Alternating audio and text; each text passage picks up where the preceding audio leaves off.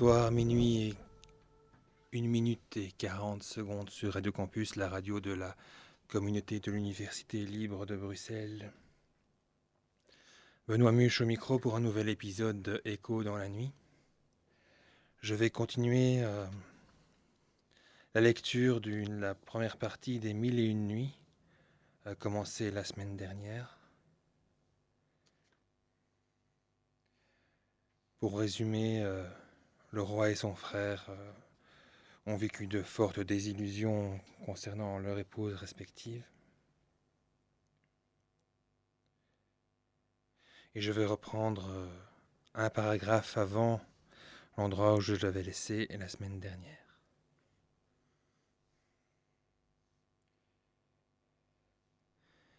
Ils reprirent le chemin par où ils étaient venus. Et lorsqu'ils eurent perdu de vue la dame et le génie, Scariar dit à Scatsenan, « Eh bien, mon frère, que pensez-vous de l'aventure qui vient de nous arriver ?» Le génie n'a-t-il pas une maîtresse bien fidèle? Et ne convenez-vous pas que rien n'est égal à la malice des femmes? « Oh oui, mon frère, répondit le roi de la Grande Tartarie, et vous devez aussi demeurer d'accord que le génie est plus à plaindre et plus malheureux que nous. C'est pourquoi, puisque nous avons trouvé ce que nous cherchions, retournons dans nos états, et que cela ne nous empêche pas de nous marier. Pour moi, je sais par quel moyen je prétends que la foi qui m'est due me soit inviolablement conservée. Je ne veux pas m'expliquer présentement là-dessus. Mais vous en apprendrez un jour des nouvelles, et je suis sûr que vous suivrez mon exemple.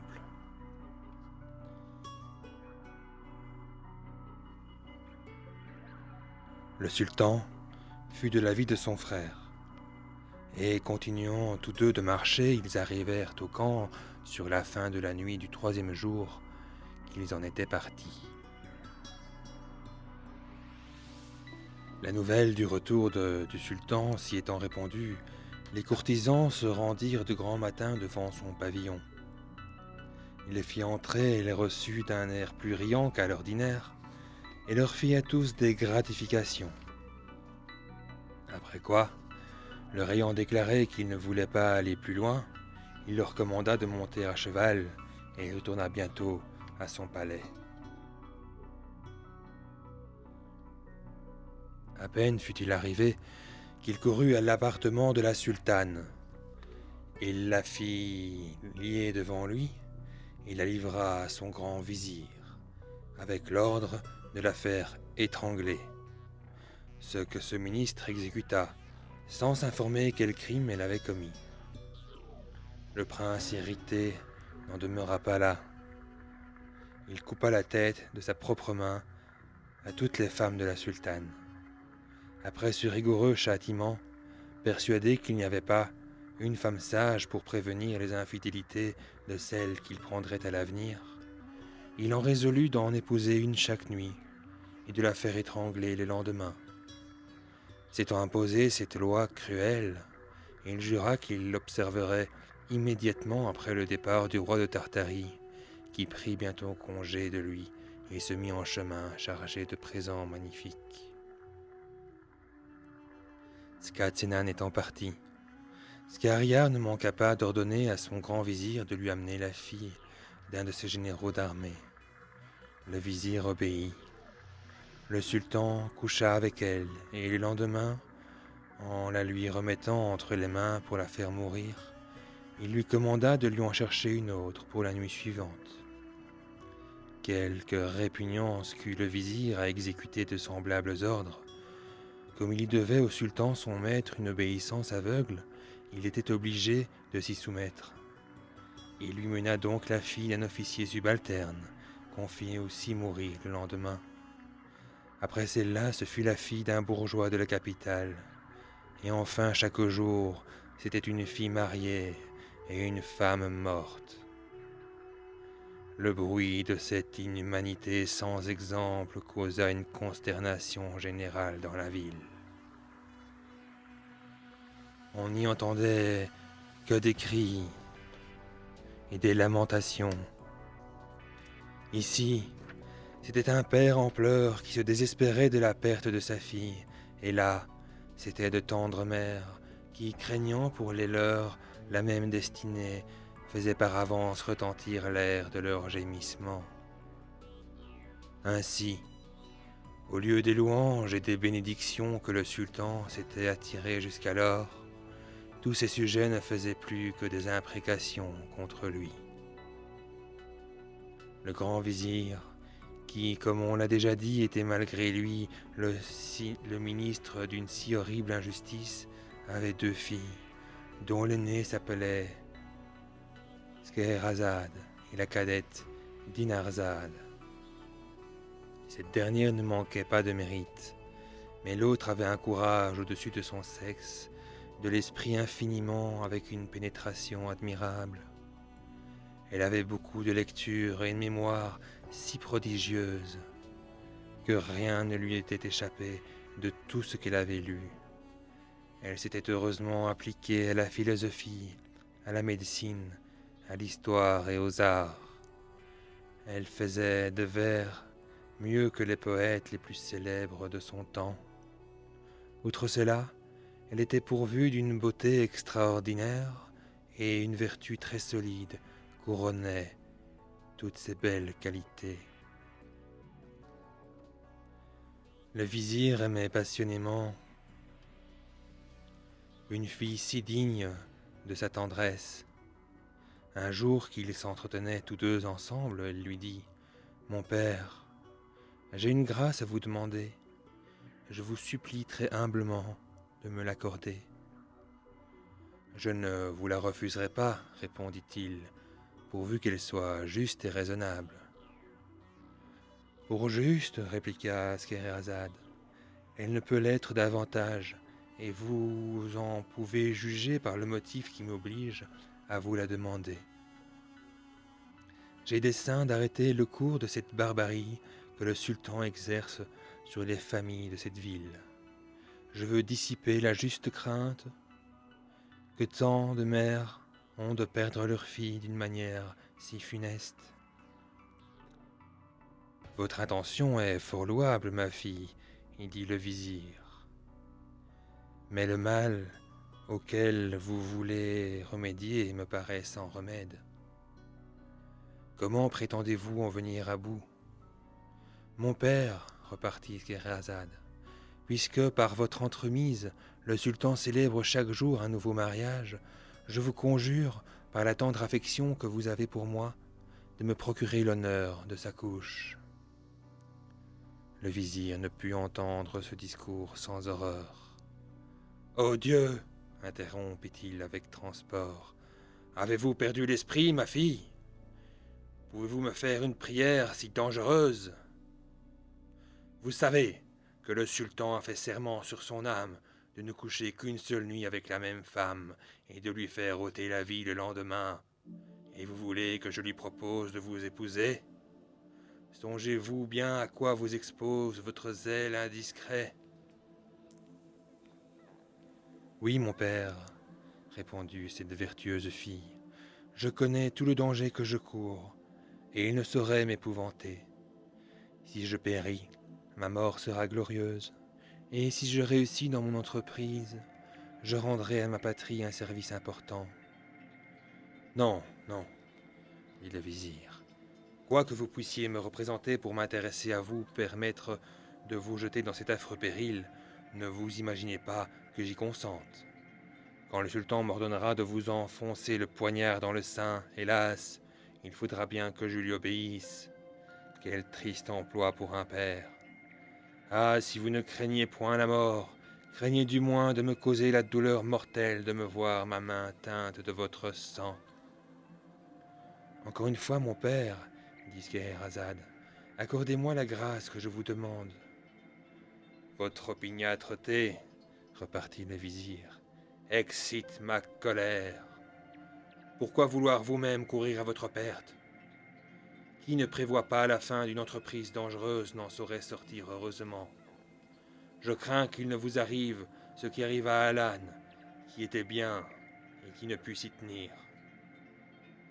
Quel malheur arriva-t-il à cet âne? Reprit Scheherazade. Je vais vous le dire, répondit le vizir. Écoutez-moi.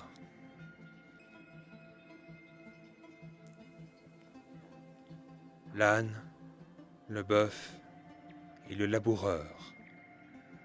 Fable.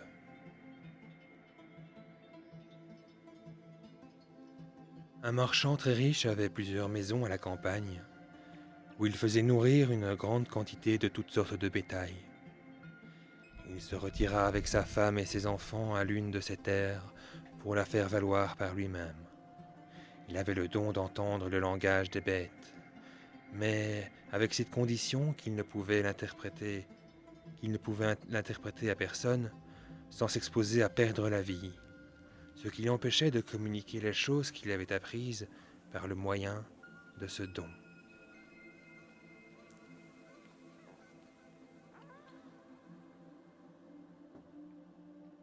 Il y avait à une même auge un bœuf et un âne. Un jour qu'il était assis près d'eux et qu'il se divertissait à voir jouer devant lui ses enfants, il entendit que le bœuf disait à l'âne : « L'éveillé, que je te trouve heureux quand je considère le repos dont tu jouis et le peu de travail qu'on exige de toi. Un homme te pense avec soin, te lave, te donne de l'orge bien criblée et de l'eau fraîche et nette. Ta plus grande peine est de porter le marchand notre maître lorsqu'il a quelques petits voyages à faire. Sans cela, toute ta vie se passerait dans l'oisiveté. La manière dont on me traite est bien différente, et ma condition est aussi malheureuse que la tienne est agréable. Il est à peine minuit qu'on m'attache à une charrue que l'on me fait traîner tout le long du jour en fendant la terre, ce qui me fatigue à un point que les forces me manquent quelquefois. D'ailleurs, le laboureur qui est toujours derrière moi ne cesse de me frapper. À force de tirer la charrue, j'ai le cou tout écorché.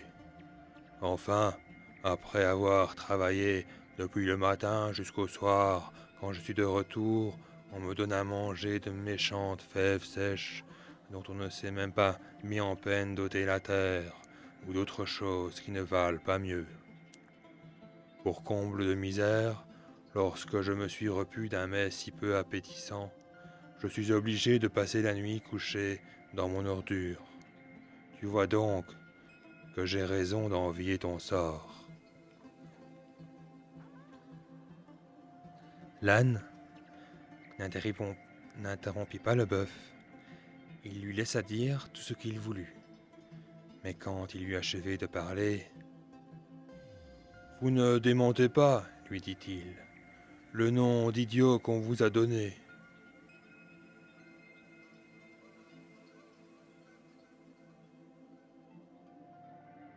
Vous êtes trop simple, vous vous laissez mener comme l'on veut, et vous ne pouvez prendre une bonne résolution. Cependant, quel avantage vous revient-il de toutes les indignités que vous souffrez? Vous vous tuez vous-même pour le repos, le plaisir et le profit de ceux qui ne vous en savent point de gré. On ne vous traiterait pas de la sorte si vous aviez autant de courage que de force. Lorsqu'on vient vous attacher à l'auge, que ne faites-vous résistance? Que ne donnez-vous de bons coups de corne? Que ne marquez-vous votre colère en frappant du pied contre terre? Pourquoi enfin n'inspirez-vous pas la terreur par des beuglements effroyables? La nature vous a donné les moyens de vous faire respecter, et vous ne vous en servez pas. On vous apporte de mauvaises fèves et de mauvaises pailles. N'en mangez point, flairez-les seulement, et les laissez. Si vous suivez les conseils que je vous donne, verrez bientôt un changement dont vous me remercierez. » Le bœuf prit en fort bonne part les avis de l'âne. Il lui témoigna combien il lui était obligé.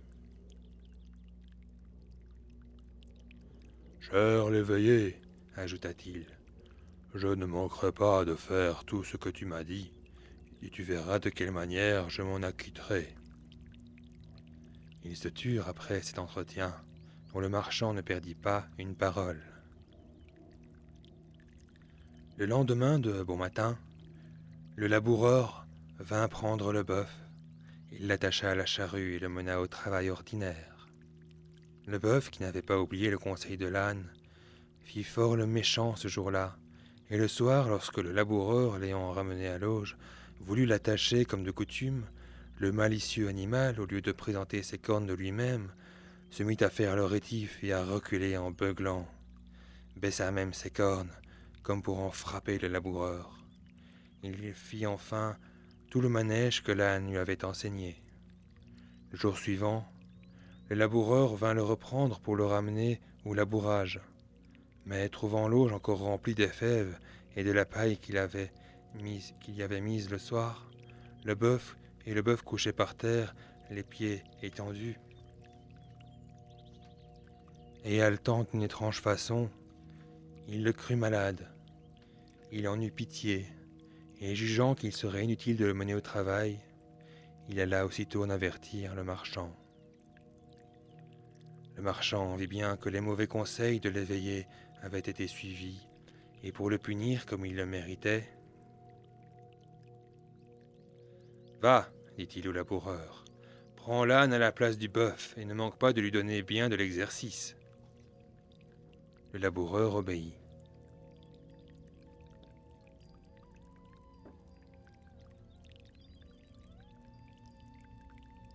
L'âne fut obligé de tirer la charrue tout ce jour-là, ce qui le fatigua d'autant plus qu'il était moins accoutumé à ce travail.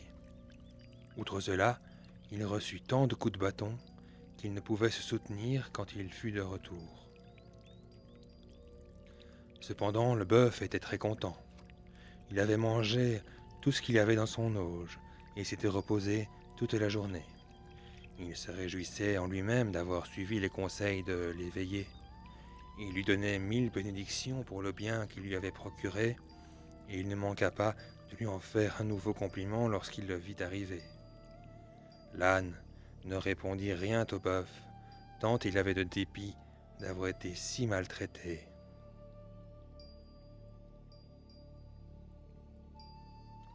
« C'est par mon imprudence, se disait-il à lui-même, que je me suis attiré ce malheur. Je vivais heureux, tout me riait, j'avais tout ce que je pouvais souhaiter. C'est ma faute si je suis dans ce déplorable état, et si je ne trouve quelque ruse en mon esprit pour m'en tirer, ma perte est certaine. » En disant cela, ses forces se trouvèrent tellement épuisées qu'il se laissa tomber à demi-mort au pied de son auge.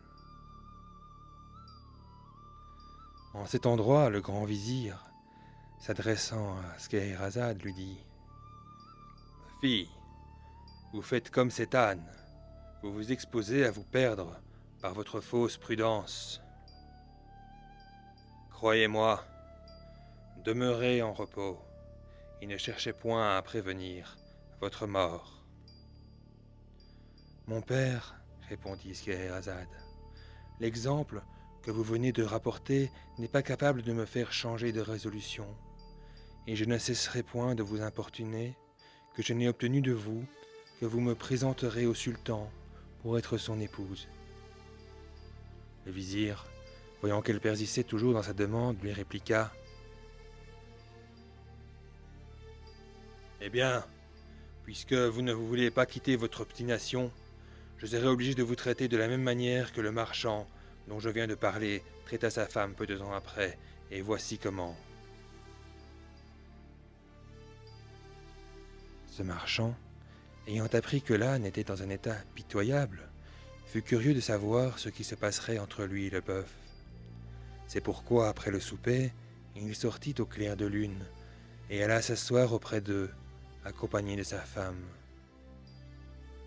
En arrivant, il entendit l'âne qui disait au bœuf : « Compère, dites-moi, je vous prie, ce que vous prétendez faire quand le laboureur vous apportera demain à manger. » « Ce que je ferai, répondit le bœuf, je continuerai à faire ce que tu m'as enseigné. Je m'éloignerai d'abord, je présenterai mes cornes comme hier, je ferai le malade et feindrai d'être aux abois. »« Gardez-vous-en bien, interrompit l'âne, ce serait le moyen de vous perdre, car en arrivant ce soir, j'ai ouï dire au marchand notre maître une chose qui m'a fait trembler pour vous. »« Qu'avez-vous entendu ? » dit le bœuf. « Ne me cachez rien de grâce, mon cher l'éveillé. »« Notre maître, reprit l'âne, a dit au laboureur ces tristes paroles. Puisque le bœuf ne mange pas et qu'il ne peut se soutenir, je veux qu'il soit tué dès demain. Nous le ferons, pour l'amour de Dieu, une aumône de sa chair aux pauvres, et quant à sa peau, qui pourra nous être utile, tu le donneras au corroyeur. Ne manque donc pas de faire venir le boucher. »« Voilà ce que j'avais à vous apprendre, ajouta l'âne. L'intérêt que je prends à votre conversation et l'amitié que j'ai pour vous m'obligent à vous en avertir et à vous donner un nouveau conseil. D'abord, quand on vous apportera vos fèves et votre paille, levez-vous et vous jetez dessus avec avidité. Le maître jugera par là que vous êtes guéri et révoquera sans doute l'arrêt de mort, au lieu que si vous en usez autrement, c'est fait de vous. » Ce discours produisit l'effet qu'en avait attendu l'âne. Le bœuf en fut étrangement troublé et en beugla d'effroi. Le marchand, qui les avait écoutés tous deux avec beaucoup d'attention, fit alors un si grand éclat de rire que sa femme en fut très surprise. « Apprenez-moi, lui dit-elle, pourquoi vous riez si fort afin que j'en rie avec vous. »« Ma femme, lui répondit le marchand, contentez-vous de m'entendre rire. »« Non, reprit-elle, j'en veux savoir le sujet. »« Je ne puis vous donner cette satisfaction, repartit le mari. Sachez seulement que je ris de ce que notre âne vient de dire à notre bœuf. Le reste est un secret qu'il ne m'est pas permis de vous révéler. »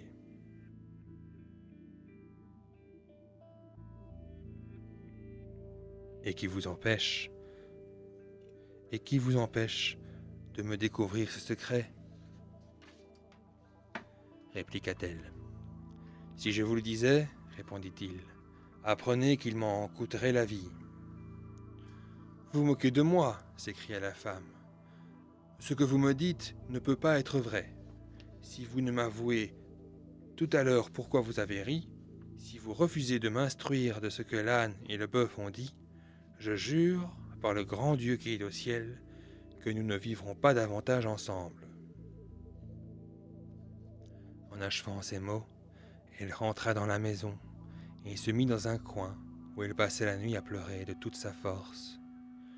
Le mari coucha seul et le lendemain, voyant qu'elle ne discontinuait pas de se lamenter, « Vous n'êtes pas sage, lui dit-il, de vous affliger de la sorte. La chose n'en vaut pas la peine.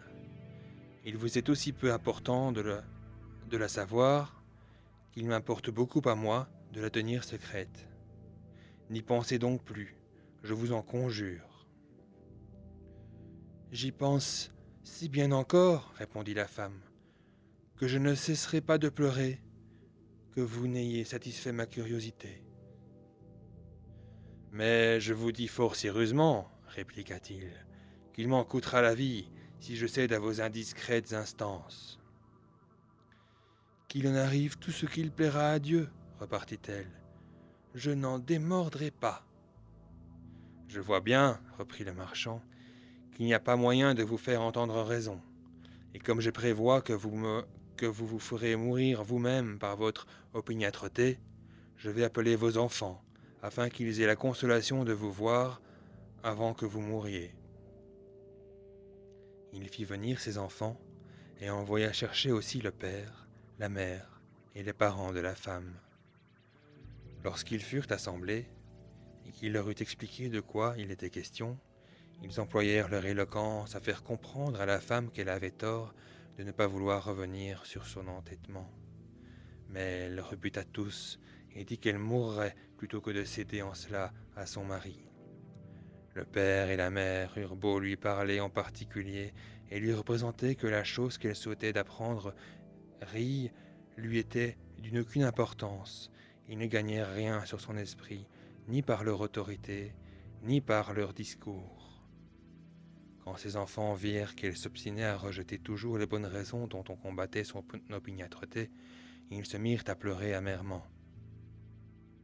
Le marchand lui-même ne savait plus où il en était. Assis seul auprès de la porte de sa maison, il délibérait déjà s'il sacrifierait sa vie pour sauver celle de sa femme qu'il aimait beaucoup.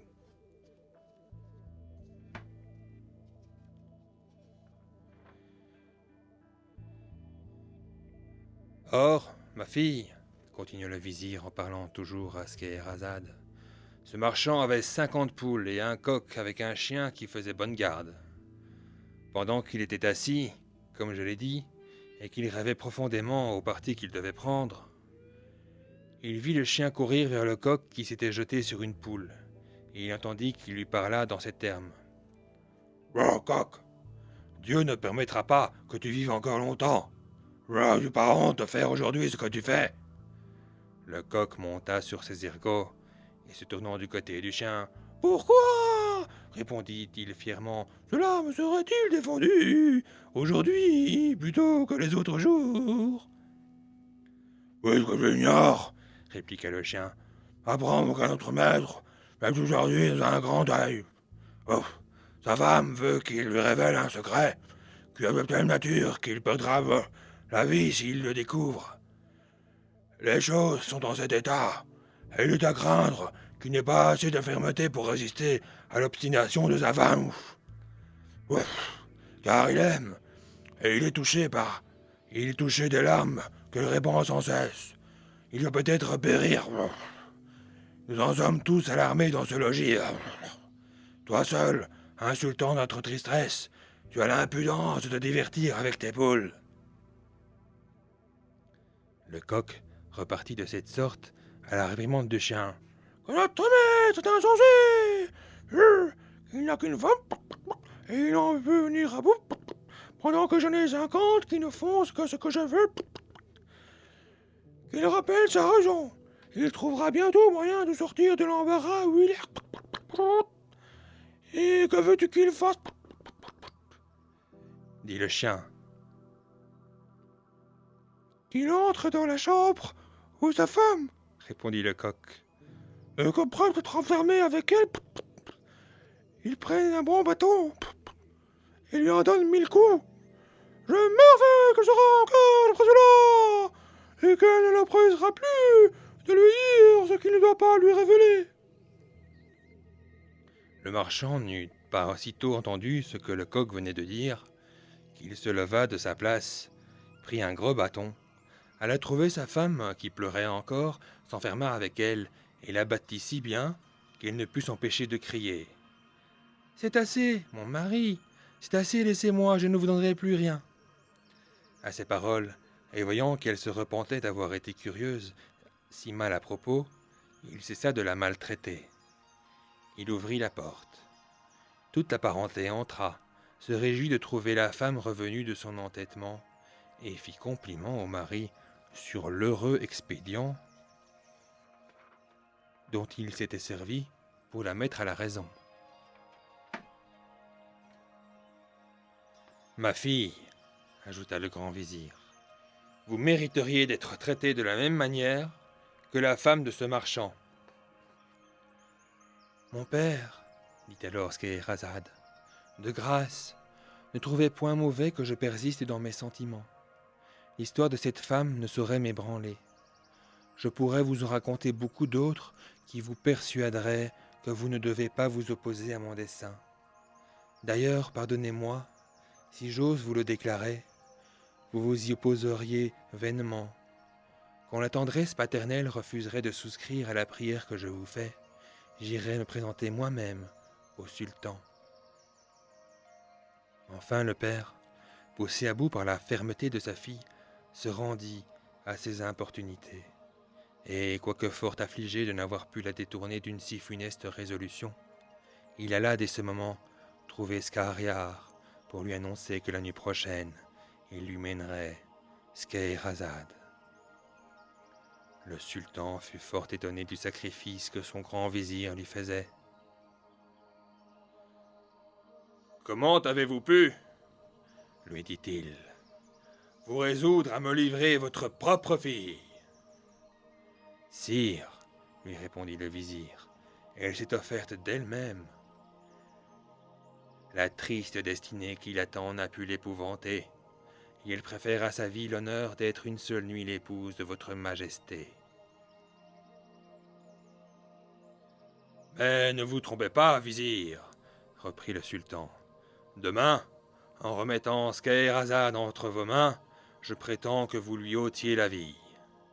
Si vous y manquez, je jure que je vous ferai mourir vous-même. »« Sire, repartit le vizir, mon cœur gémira, sans doute, en vous obéissant, mais la nature aura beau murmurer, quoique père, je vous réponds d'un bras fidèle. » Scariar accepta l'offre de son ministre et lui dit qu'il n'avait qu'à lui amener sa fille quand il lui plairait. Le grand vizir alla porter cette nouvelle à Scheherazade, qui la reçut avec autant de joie que si elle eût été la plus agréable du monde. Elle remercia son père de l'avoir si sensiblement obligé, et voyant qu'il était accablé de douleur, elle lui dit, pour le consoler, qu'elle espérait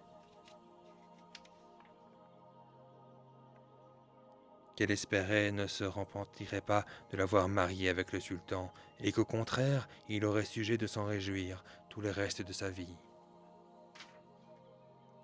Elle ne songea plus qu'à se mettre en état de paraître devant le sultan. Mais avant que de partir, elle prit sa sœur Dinarzade en particulier, et lui dit « Ma chère sœur, j'ai besoin de votre secours dans une affaire très importante. Je vous prie de ne pas me la refuser. Mon père va me conduire chez le sultan pour être son épouse. Que cette nouvelle ne vous épouvante pas. Écoutez-moi seulement avec patience.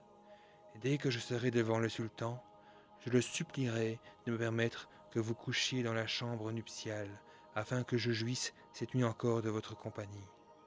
S'il obtient cette grâce, comme je l'espère, souvenez-vous de m'éveiller demain matin, 1 heure avant le jour, et de m'adresser ces paroles. Ma sœur, si vous ne dormez pas, je vous supplie, en attendant le jour qui paraîtra bientôt, de me raconter un de ces beaux contes que vous savez. Aussitôt, je vous en conterai un, et je me flatte de délivrer par ce moyen tout le peuple de la consternation où il est. Dinarzade répondit à sa sœur qu'elle ferait avec plaisir ce qu'elle exigeait d'elle. L'heure de se coucher étant enfin venue, le grand vizir conduisit Scheherazade au palais et se retira après l'avoir introduite dans l'appartement du sultan.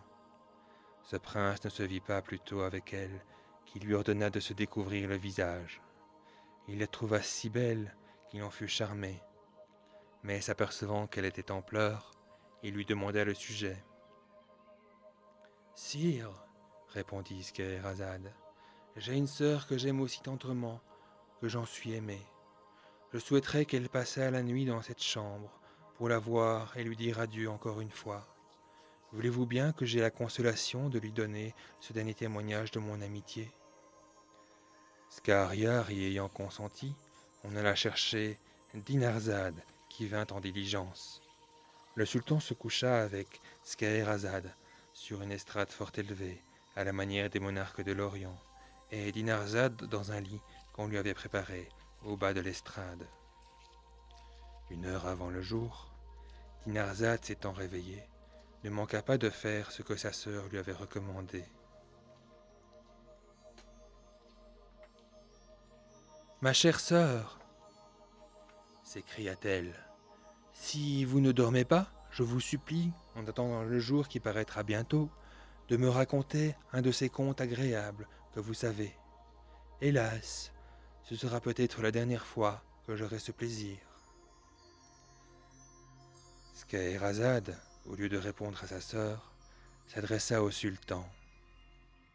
« Sire, dit-elle, votre majesté veut-elle bien me permettre de donner cette satisfaction à ma sœur ?»« Très volontiers, répondit le sultan.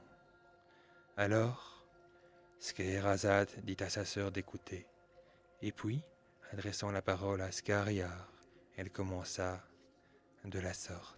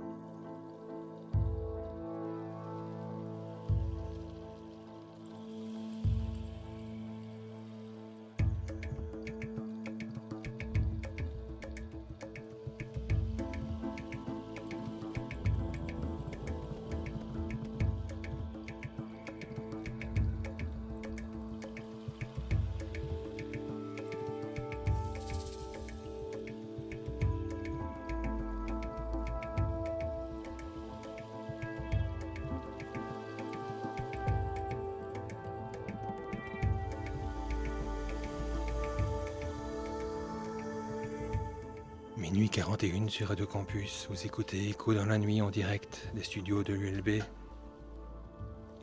venez d'entendre une partie des Contes des Mille et une Nuits et vous entendrez la suite lors d'un prochain épisode. Dans l'immédiat, 2 poèmes belges de l'auteur Norge, intitulé Clé des songes, suivi de lumière.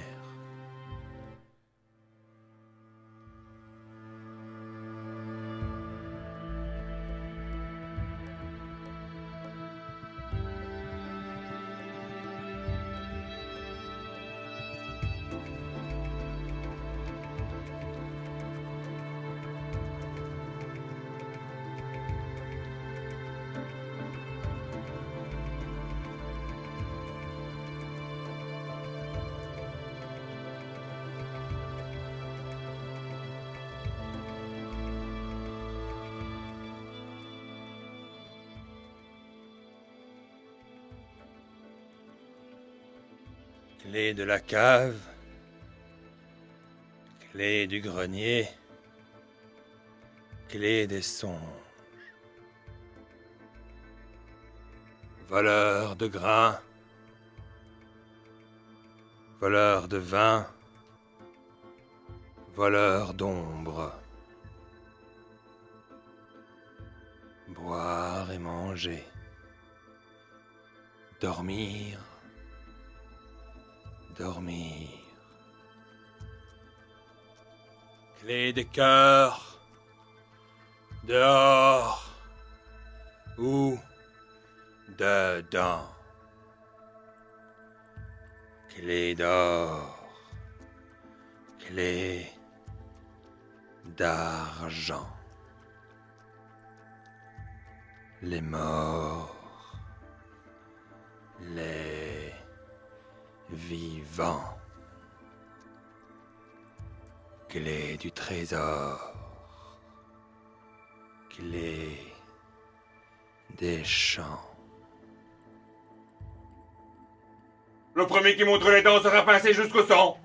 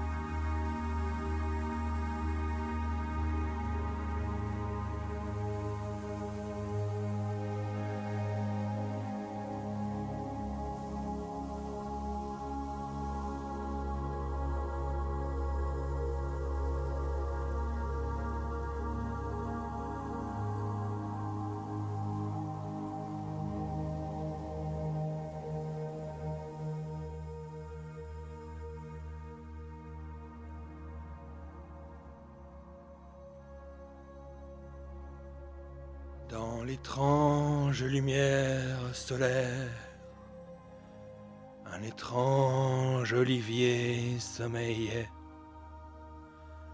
La cigale au silence rongeait d'une calme, une égale colère.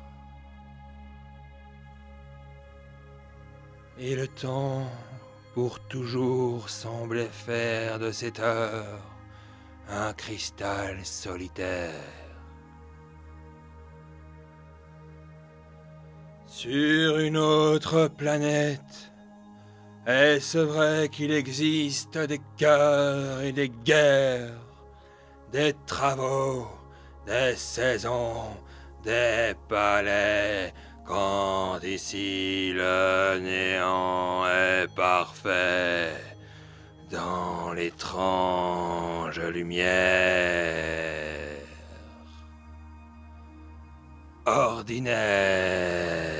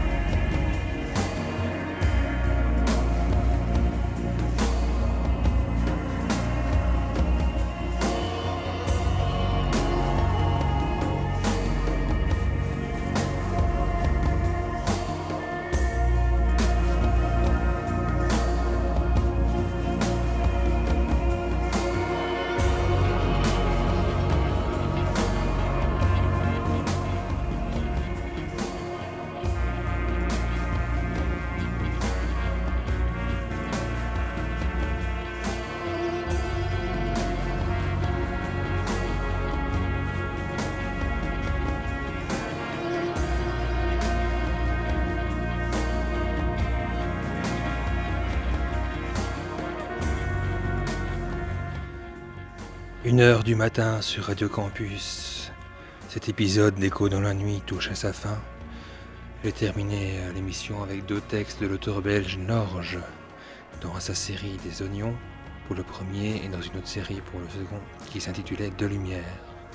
Niveau musical, c'était juste à l'instant Subheim avec Dusk suivi de Streets.